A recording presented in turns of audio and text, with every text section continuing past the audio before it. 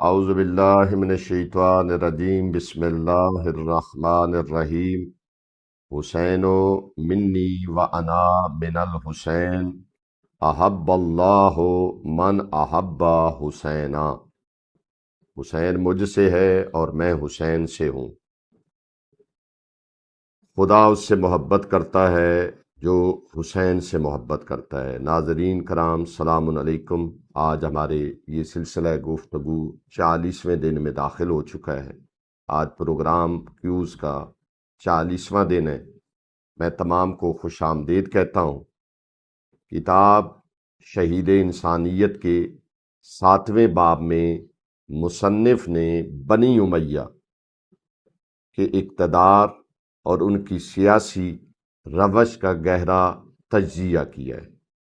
فتح مکہ کے بعد ابو سفیان اور ان کے خاندان نے بظاہر اسلام قبول کر لیا تھا، لیکن ان کے دلوں میں پرانی عداوتیں موجود تھیں۔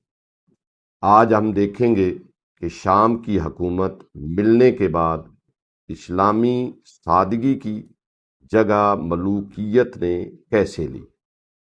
تو آئیں دیکھتے ہیں ناظرین۔ کتاب کے صفحات 91 سے 94 کے مطابق ابو سفیان نے رسول خدا صلی اللہ علیہ وآلہ وسلم کی وفات کے بعد سب سے پہلے حضرت علی علیہ السلام کے پاس آ کر انہیں اکسانے کی کوشش کی، لیکن مولا امیر المومنین علیہ السلام نے ابو سفیان کے ارادوں کو بھانپ لیا اور فوراً مولا نے اس کو ڈانٹ دیا۔ بعد میں خلفاء کے دور میں یزید بن ابی سفیان اور پھر معاویہ بن ابی سفیان کو شام کا حاکم مقرر کیا گیا۔ شام میں حکومت قائم کرنے کے بعد اسلامی سادگی اور مساوات کو پس پش ڈال دیا گیا۔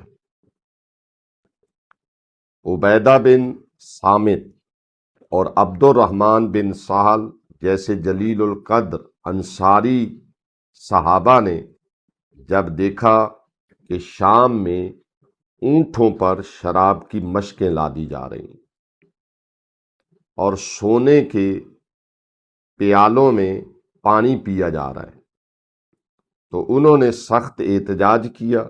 امیر شام نے قصر خضرا میں جیسی عالی شان عمارتیں بنائیں، جس پر صحابہ نے ٹوکا تو انہوں نے جواب دیا کہ روم کے بادشاہوں کے سامنے رعب قائم رکھنے کے لیے یہ شاہی دبدبہ ضروری ہے، جبکہ یہ طرز عمل اسلامی روح کے بالکل خلاف تھا۔ ناظرین، اسلامی تاریخ کا یہ موڑ ہمیں سکھاتا ہے کہ جب دین میں دنیا پرستی شامل ہو جائے تو ملوکیت جنم لیتی ہے۔ آئیے چلتے ہیں آج کے کیوں سوال کی طرف۔